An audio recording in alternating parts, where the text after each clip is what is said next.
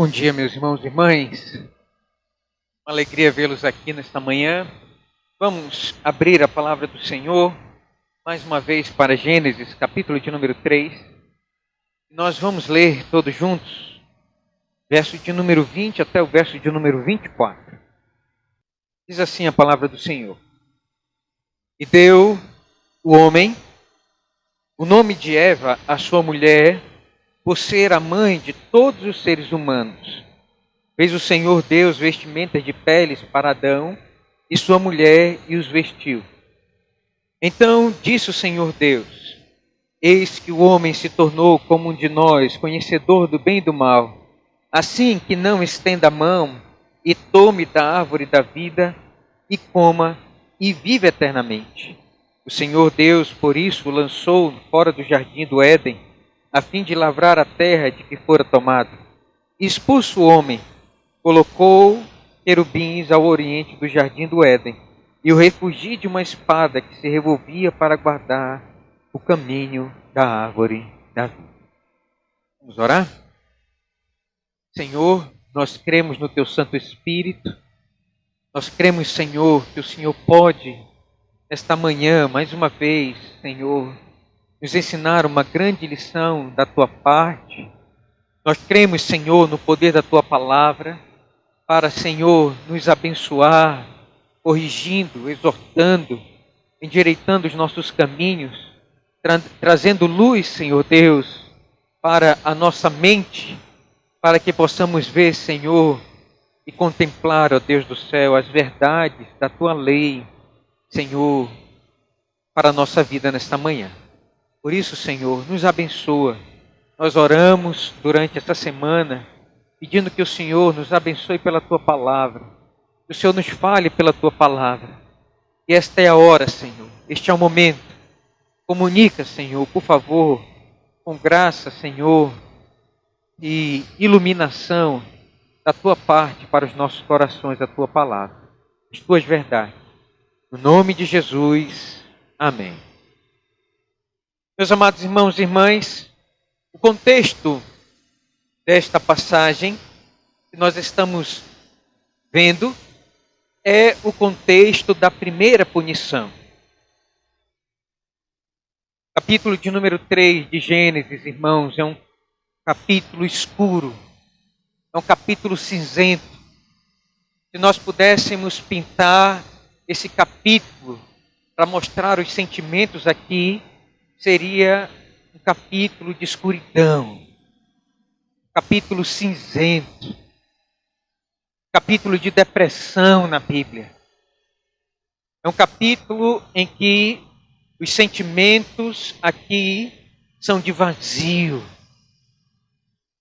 O homem e a mulher pensavam que ia alcançar a divindade, a vida do próprio Deus, enganados pela serpente, enganados por meias verdades, eles caíram. E eles agora estão feridos pelo pecado. E eles agora têm a sua alma cheia da escuridão, da maldade, do pecado. É isso que o pecado faz na nossa vida. Satanás faz isso conosco. Nos promete alegria, mas no final é choro e ranger de dentes. Satanás promete festa, efusividade, e no final é prisão e calabouço. É isso que Adão e Eva estão sentindo aqui. Nós vimos então, meus irmãos, que Deus, Ele é um Deus bom, Deus maravilhoso. No primeiro capítulo e no segundo capítulo, nós vamos ver esse Deus bom, que estuda esplendidamente bem. Ele quer o bem da humanidade, Ele cria tudo bom. Mas no capítulo de número 3, nós vamos ver, irmãos, Deus punindo a humanidade. Estamos sendo punidos até hoje por causa da maldade, da transgressão, da desobediência de Adão e Eva. Nós vamos ver aqui um Deus que não é somente amor. Deus também é justiça. Porque Deus, ele tem uma lei, quando a lei dele é quebrada, como nós dissemos para vocês, irmãos, todo pecado requer a sua penalidade.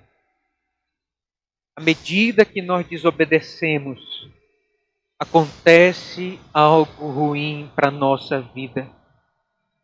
Todas as vezes que nós desobedecemos a Deus, algo ruim vai acontecer. Nós vamos ver aqui, meus irmãos, então, capítulo de número 3, Deus punindo o homem, que é o cabeça. O homem responde em primeiro lugar, não é a mulher, não é a serpente, é o homem. Nós vimos isso, Deus puniu o homem. Deus também puniu a mulher, que foi enganada pela serpente. E Deus puniu a própria serpente. Nós aprendemos aqui, meus irmãos, que Deus, ele pune os transgressores da lei. Ele pune aqueles que quebram seus mandamentos. Deus, ele pune. Não para a destruição, mas para a restauração. Nós aprendemos aqui, então, com esse texto, que nós também devemos aprender a punir como Deus pune. E como é que Deus pune? Deus pune com muita misericórdia, ele diminui as consequências. Deus, ele pune com paciência. Veja que Deus, ele não fulminou Adão e Eva, mas ele vai disciplinando com mitigação, né? Deus vai mitigando, vai diminuindo, mas vai disciplinando Adão e Eva. Então nós aprendemos aqui, nesse capítulo de número 3, que nós devemos, irmãos, como pais, punir como? Como Deus pune. Está aqui, nós aprendemos. Como é que Deus pune? Com misericórdia, com compaixão, com paciência, mas Deus pune. Como é que nós devemos punir os nossos empregados se nós temos uma empresa? Como é? Pastor, como é que eu devo punir os meus empregados? Como Deus pune. Com advertências, com palavras, né, com conversas. Deus veio, conversou, falou. E manteve rebelde. Deus foi e puniu. Então nós percebemos aqui, irmãos e irmãs, que Deus, ele nos ensina como nós podemos punir, disciplinar, ordenar nossa casa, nossa vida, nossos filhos, nossos empregados, como nós devemos fazer. Então Deus aqui, ele pune com paciência, com advertências e depois com o banimento. Deus bane, Deus expulsa Adão e Eva do jardim. Mas nós precisamos aprender esses passos. Mas Deus pune. Nós então devemos olhar para as Escrituras e aprender com Deus como nós devemos disciplinar nossos filhos, os empregados, como nós devemos, irmãos, interagir, né, com aqueles com os quais nós precisamos exercer a autoridade que Deus nos dá. Como pais, como patrões, como autoridades, Deus mostra aqui no capítulo de número 3. E nós vimos isso. Por isso, meus irmãos, esse capítulo, ele é tão cinzento, é tão obscuro, porque não é fácil lidar com isso. É ruim lidar com disciplina, com punição, com banimento, com expulsão. Mas as Sagradas Escrituras nos mostram que Deus faz assim, E a nossa teologia deve ser a teologia divina, que deve descer para a nossa prática. Deve então nos ensinar a nos movimentar nesses períodos, irmãos, de desobediência, de transgressão. Não é fácil, mas nós devemos fazer isso. O público, então, alvo desse texto, nós sempre temos que lembrar, é o povo de Israel. E Moisés, então, relata aos judeus, irmãos, aqui, que Deus é um Deus que Ele não somente abençoa, não é somente um Deus bom, mas Ele também é um Deus justo, que pune. E o povo de Israel, então, ao ouvir isso, eles ficaram com os ouvidos bem atentos, porque os seus pais primeiros, Adão e Eva, nossos pais, foram punidos.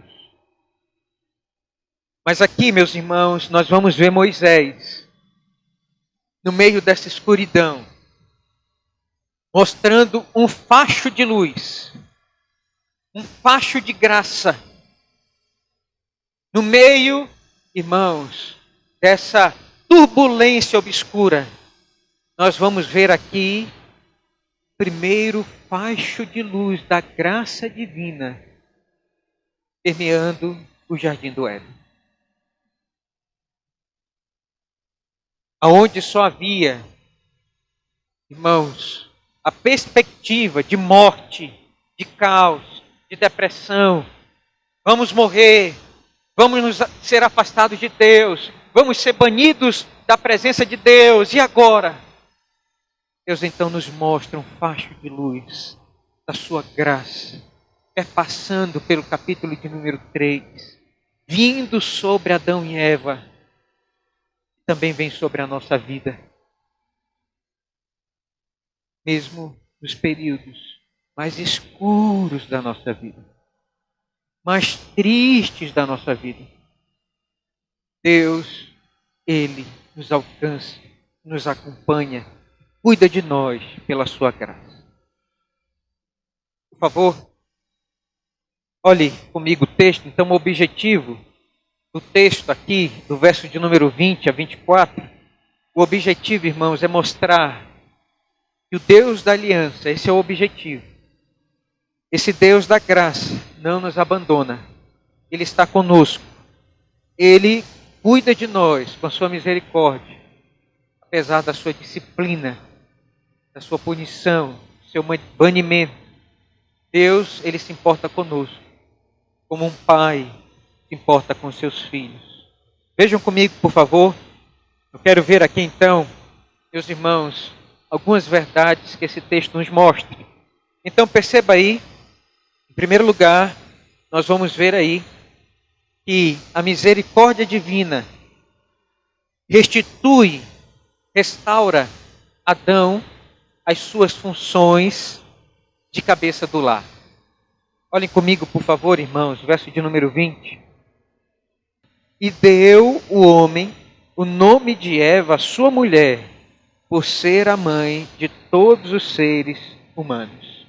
Percebam aqui, meus irmãos, duas consequências da graça divina na vida de Adão. Depois que eles caíram, depois que os seus olhos foram abertos, e eles então viram o vazio da sua alma, o vazio da desobediência, Deus então vai e pune eles com consequências severas. Mas a graça, irmãos, ela vem e ela entra na vida de Adão. A misericórdia de Deus entra, irmãos, no coração e na mente de Adão e leva ele a ter duas atitudes aqui.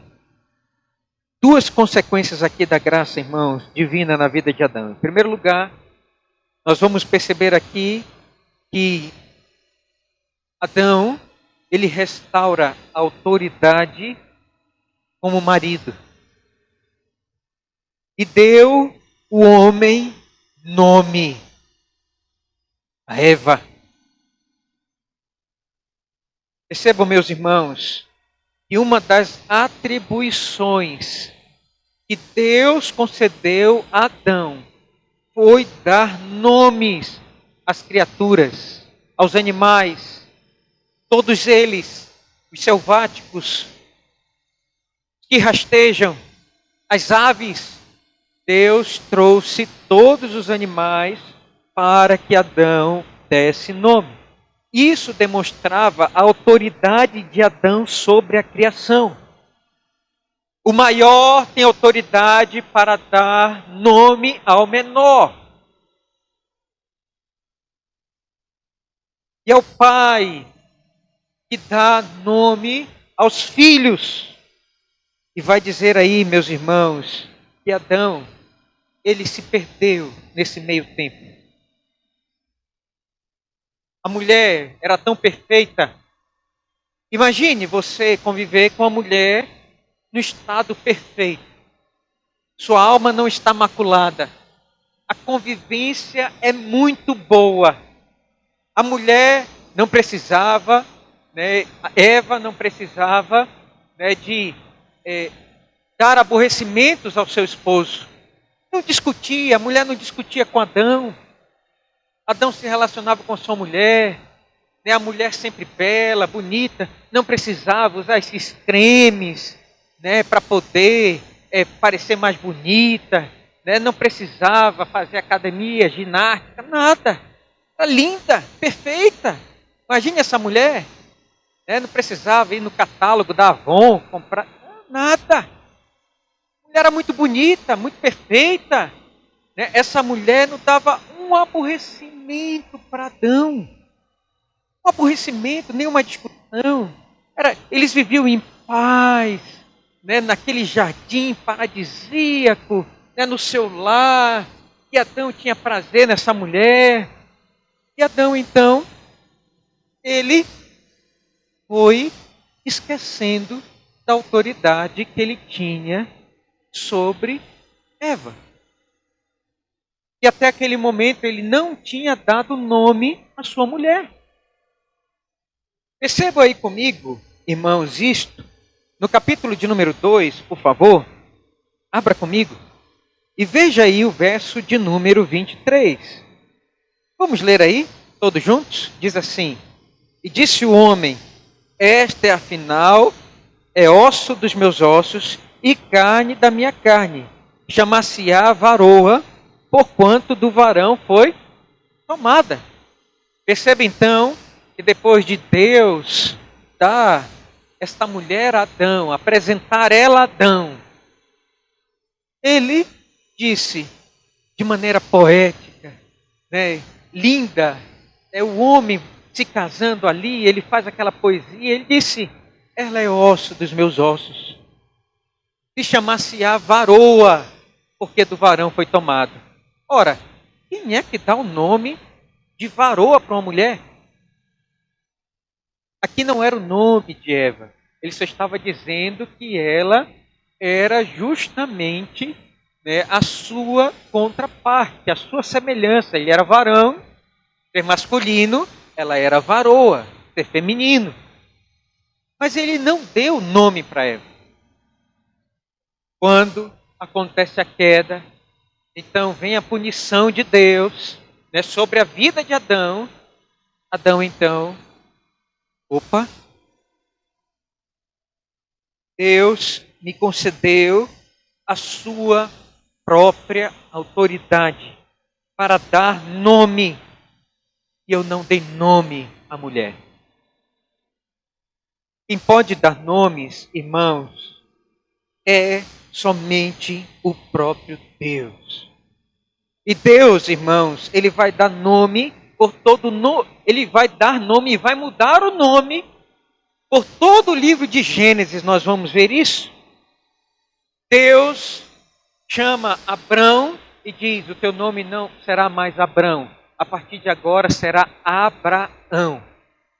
Deus chega para Sarai e diz: tu não serás mais chamada de Sarai, tu serás chamada de Sara. E Deus muda o nome dele. Deus muda o nome de Jacó e diz: tu não mais serás chamado de Jacó, porque tu prevaleceu com Deus, a partir de agora tu serás chamado Israel. Por isso, Deus de Abraão, Isaque e Israel. Porque Deus, irmãos, e somente Ele tem o poder de dar nomes e de mudar o nome das pessoas. E Deus então concede essa autoridade para Adão. Mas Adão, ele não dá nome. E aqui então, no capítulo de número 3, verso de número 20, ele restaura então a sua autoridade sobre a mulher. E ele vai dizer então no verso 20, e deu o nome, e deu o homem o nome de Eva, a sua mulher, por ser a mãe de todos os seres humanos. Em hebraico é um trocadilho, Eva, por seres viventes, ela é a mãe de todos os seres viventes. E Adão então, ao dizer isso para a mulher, ao entender que ela vai ser a mãe dos seres viventes, a partir de agora, Adão entende que ela vai dar à luz, porque Deus diz que uma punição que vai dar à mulher é dar à luz e gerar filhos em meio a dores. Então Adão diz: tu não serás chamada de varoa, mas de Eva, porque tu vais ser a mãe dos seres viventes. E com isso, meus irmãos e irmãs, Adão restaura sua autoridade como marido e alinha o nome de Eva, segundo lugar, com os propósitos de Deus. Ela não mais será chamada de varoa, mas de Eva. Porque Adão pensava que ela era, irmãos, Eva foi criada por causa dele. Mas agora Adão entende que Eva não foi criada por causa dele somente, mas foi criada com o propósito de ser a mãe de todos os seres viventes, de toda a raça humana. Que Deus lhe daria filho em meio a dores. Então, Adão alinha o nome da mulher conforme os propósitos de Deus. Tu te chamarás Eva, porque serás mãe de todos os seres viventes. Nós percebemos então aqui a graça de Deus, irmãos, restaurando as funções de Adão como homem, como cabeça do lar, como sacerdote do lar, como aquele que tem que estar à frente da sua casa. Deus então leva esse homem para ser, mais uma vez, cabeça do lar. Não é fácil, meus irmãos, isso. Mas é o que Deus quer para a nossa vida como homens. Parece que eu estou aqui batendo na mesma tecla. Mas é Deus, irmãos, que bate nessa mesma tecla. Para mim e para você como homem. É o que Deus quer para Adão. E Deus vai fazer isso aqui com ele. Isso é um facho da graça divina. Quando o homem entende isso, ele então trabalha para o bem do seu lar. A segunda verdade, meus irmãos, que nós encontramos aqui, é que Deus, irmãos, Ele mostra a sua misericórdia divina, dando o sacrifício. Verso de número 21, diz assim a palavra do Senhor: fez o Senhor Deus vestimentas de peles para Adão e sua mulher e os vestiu. Percebam, meus irmãos, então aqui, que Adão e Eva, eles estavam ainda na presença de Deus, né, quando ele dá nome a Eva, diante de Deus, ele então faz o compromisso: Senhor, agora eu vou cuidar da minha mulher, e ela vai se chamar Eva, Senhor, diante de Deus. E ele então restaura a sua condição de homem, de cabeça, diante de Deus. Ele está ali na presença de Deus, tudo está acontecendo ali no jardim. E vai dizer então que Deus, ele vai tomar agora, né, uma posição. Você estragou tudo. Vocês estragaram tudo. Vocês não entendem o sacrifício que é e que será agora para poder viver na minha presença. Eles estavam nus, envergonhados, cabisbaixos, vestidos com roupas de folhas que mostram, irmãos, o homem tentando se esconder de Deus atrás das folhas secas da religião que eles próprios tecem com as suas próprias mãos, mas não diante de Deus, Deus não aceita isso.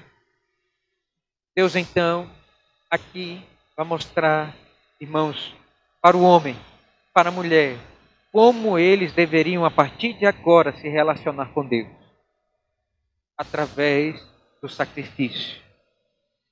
Diante dos olhos de Adão e Eva, Deus então pegou o cordeiro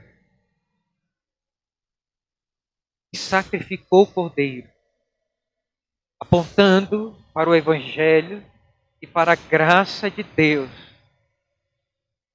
mostrando que sempre que nós pecamos, é preciso haver um sacrifício para que tenhamos os nossos pecados perdoados. Sacrifício.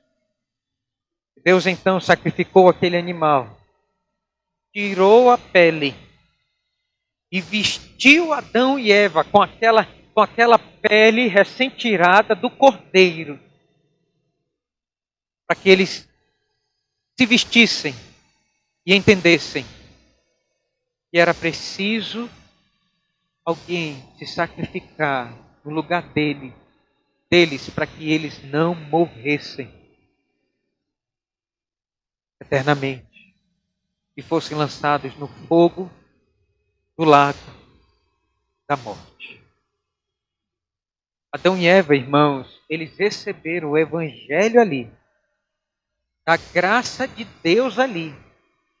O sacrifício foi feito ali no jardim, pelas mãos do próprio Deus, para que eles entendessem a graça que Deus estava dando em meio ao pecado. Por isso, irmãos, o livro de Hebreus vai dizer que não há remissão de pecados sem derramamento de sangue. Deus estava ensinando a Adão e Eva que os pecados deles custaram muito caro. Custam muito caro. A morte do próprio Cordeiro de Deus. Nós não sabemos se ali houve uma manifestação teofânica de Deus e a segunda pessoa da Trindade desceu. Nós não sabemos. Isso são elucubrações, não entendemos, não sabemos como foi esse sacrifício. Mas o fato é, meus irmãos, que possivelmente o Senhor Jesus estava ali, se apresentou a eles, diante daquele cordeiro, sacrificando para mostrar o evangelho da graça, através do sangue. Nós pensamos isso porque ninguém pode ver a face de Deus. Mas o fato é que Deus fez esse sacrifício. Vai dizer aqui o texto, meus irmãos, verso 21. Fez o Senhor Deus. Foi Deus quem fez. A palavra aqui é Elohim, o Deus Todo-Poderoso. Deus Pai, Deus Filho e Deus Espírito Santo. Se manifestou com graça para poder vestir Adão e Eva, com a justiça do Cordeiro, com as peles do Cordeiro, com as vestes da justiça de Cristo, eles foram vestidos. Em terceiro lugar, meus irmãos, nós vamos aqui finalizar então, vendo que a misericórdia de Deus se revela levando o homem e a mulher às suas funções, aos seus papéis. Nós vamos ver aqui que Deus revela a sua misericórdia e o facho de luz da graça, mostrando, irmãos, o relacionamento com Deus através do sacrifício. E por fim, nós vamos ver aqui a misericórdia de Deus mitigando as consequências do pecado. Vejam aí, por favor, verso 22 a 24, vamos ler. Diz assim: Então disse o Senhor Deus: Eis que o homem se tornou como um de nós, conhecedor do bem e do mal. Assim que não estenda a mão, e tome também da árvore da vida, e coma, e vive eternamente. O Senhor Deus, por isso, o lançou fora do jardim do Éden, a fim de lavrar a terra de que fora tomado. E expulso o homem, colocou querubins ao oriente do jardim do Éden, e o refugiu de uma espada que se revolvia, para guardar o caminho da vida. Percebam, meus irmãos, aqui, mais uma vez, a escuridão. Percebo aqui, meus irmãos, mais uma vez, a depressão desses versículos. Se nós pudéssemos sentir o que Adão e Eva estavam sentindo, isso aqui é terrível. Aqui nós vamos ver, irmãos, três consequências do pecado. Em primeiro lugar, privação. Em segundo lugar, expulsão. Em terceiro lugar, obstrução. Três consequências. Em primeiro lugar, meus irmãos, privação. Verso de número 22. Deus, irmãos, ele disse, e disse o Senhor Deus: Eis que o homem se tornou como um de nós, conhecedor do bem e do mal. Assim que não estenda a mão e tome da árvore da vida, e coma, e viva eternamente. Perceba aqui então que Deus priva o homem de comer da árvore da vida. Deus priva. Perceba, irmãos, que Deus aqui no verso 22, parece que ele está conversando consigo mesmo. Ele está no conselho divino. Deus está conversando aqui no conselho da Trindade. E disse o Senhor Deus, para que o homem não tome da árvore da vida. Então Deus está conversando no conselho trinitário. Assim como foi feito para fazer o homem. Capítulo 1, verso 26. Façamos o homem. Aqui eles estão Deus está conversando consigo mesmo. E eles resolvem aqui privar o homem do gozo eterno, da alegria eterna. Privar o homem da presença eterna de Deus. Deus priva o homem para que ele não coma da árvore da vida. Deus então priva da presença dele. Deus priva de comer da árvore da vida. Percebe, irmãos, isso aqui é Deus mitigando, diminuindo a punição. Imaginem, irmãos, o homem que está no estado de pecado. O pecado maculou a razão, as emoções, os sentimentos. Todo ser humano foi maculado pelo pecado. Imagine esse homem viver eternamente no estado de impureza, de podridão. Imagine um homem em pecado viver para todo sempre na face da terra. Como é que seria a vida? Como é que nós seríamos? Se por um instante de vida, alguns homens são tão ruins e maus, imagine se eles vivessem eternamente. Deus então, pela sua graça e misericórdia, aqui ele está privando esse homem, irmãos, de viver no estado de sofrimento e de dor, de choro e de pecado para todo sempre. Deus priva o homem disso. atenua isso. Por isso nós morremos mais cedo. Em segundo lugar, no verso de número 23, nós vamos ver a expulsão. Privação, expulsão. Verso 23.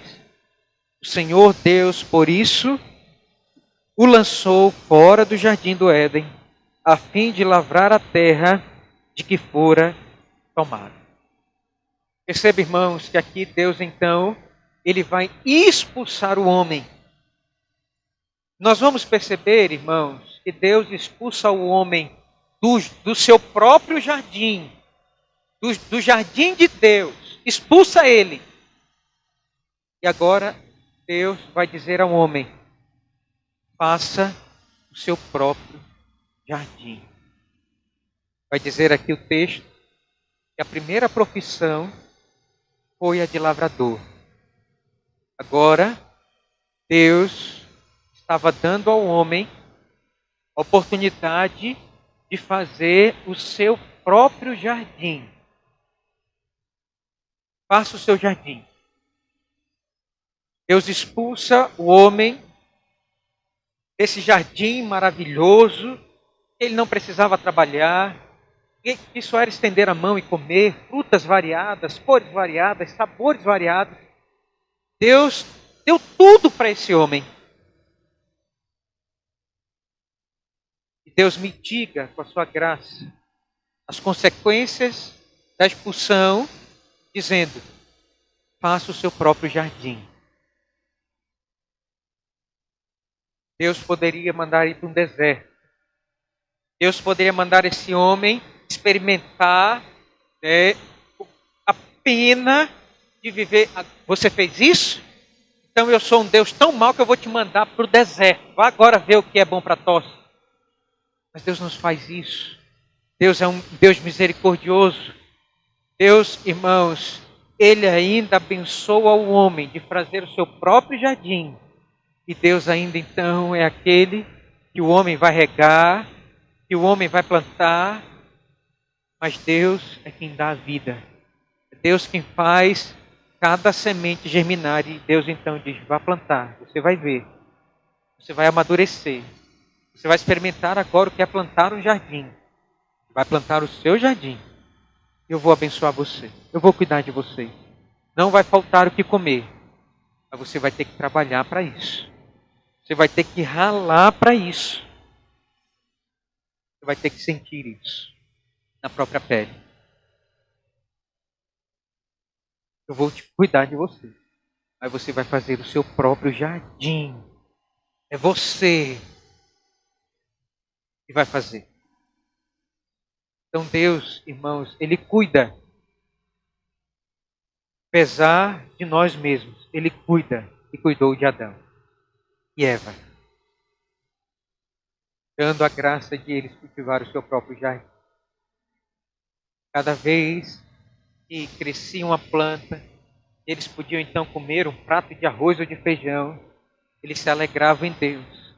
E eles então oravam e agradeciam, porque Deus estava abençoando a terra de dar o seu fruto. Porque Deus é um Deus misericordioso. E Ele cuida de nós e traz o pão à nossa mesa. E eles agradeciam a Deus. Mas eles tinham responsabilidade agora. Perceba então que Deus priva, Deus expulsa e Deus também obstrui. Verso 24, nós vemos a obstrução. Diz assim: e expulso o homem, colocou querubins ao oriente do jardim do Éden, e o refugia de uma espada que se revolvia para guardar o caminho da árvore da vida. A obstrução aqui, meus irmãos, de Deus, colocando esses anjos, querubins com espadas flamejantes, nós nem conseguimos imaginar ver uma cena dessa. Nós nunca vimos na nossa vida, mas nós podemos imaginar. Deus, para que o homem não voltasse para dentro do jardim, o terror de Deus estava ali então com aquelas espadas flamejantes. O que tocasse podia matar. Então Adão e Eva saíram de fininho. Isso mostra, meus irmãos, que Adão e Eva perderam oportunidade, prazer de estar na presença infindável, gloriosa, poderosa, portentosa de Deus no jardim do Éden. Assim como Satanás foi expulso do céu com seus demônios, texto da parte da corte celestial, assim também Deus expulsou Adão e Eva do jardim da sua presença de glória, de gozo para todo sempre. Há uma obstrução para se relacionar com Deus a partir de agora. O profeta vai dizer que os nossos pecados fazem separação entre nós e o nosso Deus. Há uma obstrução, uma espada flamejante que impede de nós termos uma relação íntima, profunda com o Senhor. São os nossos pecados. Obstrução. Mas Deus, irmãos, Ele fecha a porta do Éden, mas não fecha a porta da sua misericórdia. Jesus, quando Ele vem, Ele diz: eu sou a porta. Eu sou o caminho. Jesus fechou a porta do Éden, mas não fechou a porta do céu. Jesus diz que todo aquele que bater, Ele vai abrir. Por isso Ele diz: eis que estou à porta e bato. Para nós, a misericórdia, o refugio de um facho de luz neste mundo, tudo está fechado, as portas estão fechadas, nós não podemos fazer nada com as nossas obras para ganhar a nossa salvação. A salvação está, a porta da salvação está na cruz de Cristo. Ele é a porta. E o facho da misericórdia de Deus chega à nossa vida através do perdão que nós encontramos no sacrifício de Cristo. A porta do Éden se fechou, mas Deus abriu a porta do céu através de Cristo, para mim e para você. Misericórdia, graça e favor divino. Quero concluir, meus irmãos, nessa manhã, dizendo para vocês: Deus não abandonou Adão e Eva. O facho da graça de Deus atingiu sua vida. E Ele também, meus irmãos, através de Jesus Cristo, hoje está atingindo a nossa vida. Deus é um Deus que, apesar, irmãos, da escuridão, dos nossos pecados, do mundo que nós vivemos, Deus, Ele é um Deus que cuida de mim e de você. Creia nisso. Esse Deus, Ele se importa com a sua vida. Esse Deus, Ele vem ao seu encontro. Esse Deus, Ele vem com o facho da graça, da luz dEle, até a sua casa, o seu coração. Ele atinge a nossa vida. Esse Deus trata conosco. Ele nos acompanha. Irmãos, mesmo quando nós abandonamos sua lei, sua aliança, desobedecemos o seu evangelho. Esse Deus é um Deus de graça que visita a vida dos seres humanos até o dia de hoje. Quero então, irmãos, concluir fazendo essas aplicações. Vemos a misericórdia de Deus em meio à escuridão dos nossos pecados. Deus nos visita com a sua graça. Ele diz a mim e a você nessa manhã: eu te amo, eu amo você, eu cuido de você. Ele fala isso pela sua palavra. Ele fala isso pelo seu Santo Espírito. E nos dias mais chuvosos, nos dias mais escuros da nossa vida, mais cinzentos, Deus, Ele é o nosso amparador. O Espírito Santo é o nosso consolador. Ele vem através do seu Evangelho, cuidando de mim e de você, nos ensinando a enxergar a luz da graça dele. Segundo lugar, irmãos, leve isso no seu coração. É um exercício de misericórdia, restaurar os papéis do homem e da mulher no lar. É um exercício de misericórdia.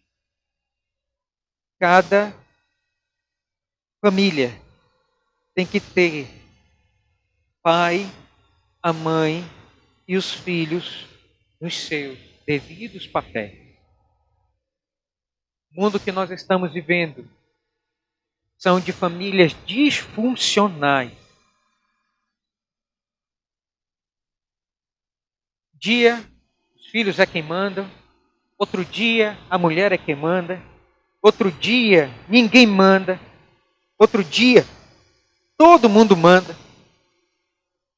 Nós vivemos então famílias disfuncionais hoje. O Evangelho e a lei de Deus, irmãos, restaura famílias funcionais. Uma triste realidade hoje. E muitas famílias estão se destruindo, estão se despedaçando, porque não estão vivendo aquilo que Deus projetou para os lares dos seres humanos, desde o Jardim do Éden. E nós, irmãos, então, recebemos as boas novas nesta manhã. A boa notícia que Adão restaurou o seu lar. Eu e você também, pelo Evangelho de Jesus Cristo, podemos também lutar para que as nossas famílias não sejam disfuncionais, mas sejam funcionais diante dos olhos de Deus. Essa é uma boa notícia. Deus quer aparar a mim e a você. Deus quer nos ajudar a ter famílias funcionais. Ora, se na natureza nós vemos, irmãos, os animais sendo funcionais, quanto mais, irmãos e irmãs, nós, se numa colmeia as abelhas têm as suas funções, a função para cada abelha. Se numa matilha também há aquele que vai na frente, vemos funções. Se num formigueiro, nós vemos também cada formiga tendo a sua função. Quanto mais, irmãos, nós que somos seres humanos, temos também funções dentro do lar para que os relacionamentos ocorram de maneira fácil, clara, límpida, tranquila e em paz. Cada um tem a sua função. Leve isso no seu coração. Então, o apóstolo Paulo, ele vai dizer isso em Efésios capítulo de número 5. Mulheres, se submetam ao seu marido. Submetam. Os homens, o apóstolo Paulo diz, inspirado pelo Espírito Santo, homens, amem a sua mulher. Amem. No capítulo de número 6, versos 1 a 4, ele vai dizer, filhos, obedeça aos seus pais. Obedeça. Deus quer assim. É para o bem da família.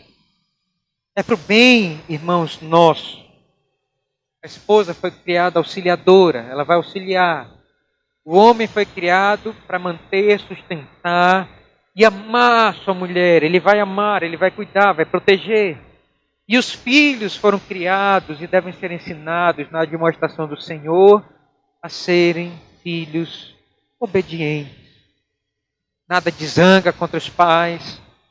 Nada de fechar a cara contra as ordens, nada de ser reclamões. Tem que ser obediente. É o facho da graça de Deus chegando para as nossas famílias, de maneira prática. Por último, irmãos, eu queria dizer para vocês, é um exercício de misericórdia, lutar e sacrificar por uma vida santa. Hoje, nós vemos muitos crentes que não querem se sacrificar. Não vemos sacrifício na vida deles. A luta pela uma vida santa. Encontramos no capítulo 3, irmãos,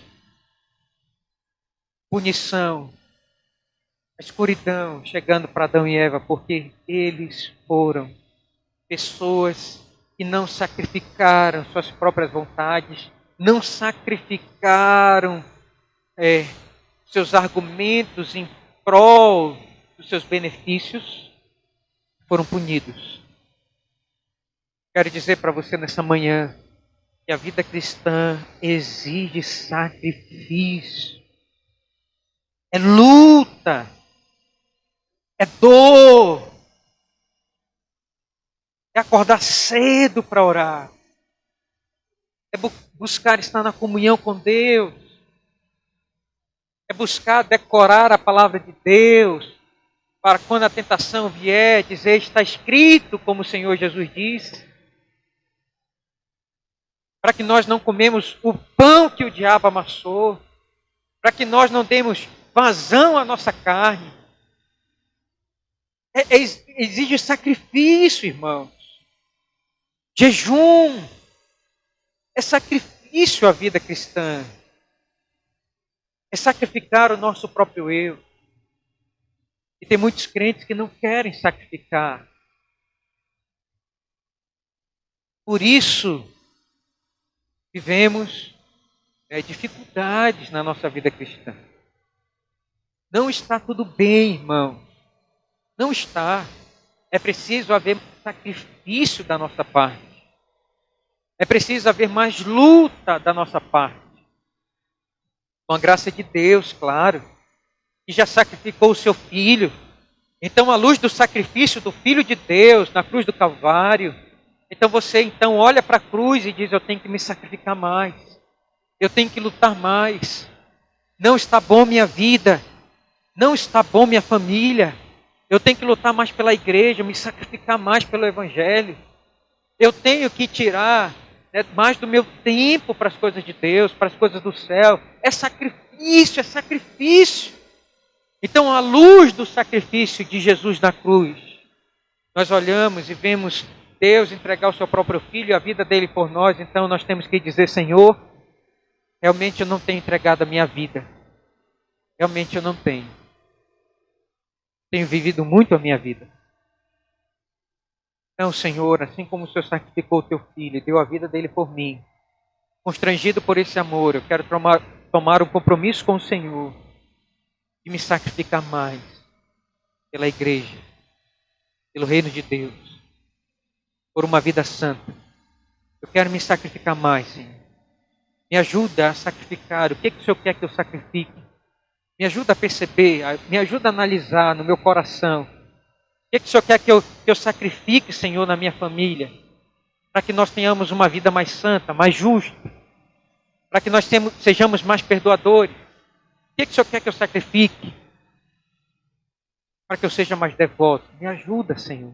Faça essa oração ao Espírito de Deus. Peça para Ele lhe ajudar. Para que a graça de Deus chegue à sua vida. Meu irmão, minha irmã. Deus é um Deus de amor, de misericórdia. E Ele nessa manhã está nos ajudando a ver esse Evangelho da graça. Deus nos abençoe e nos ajude. Amém.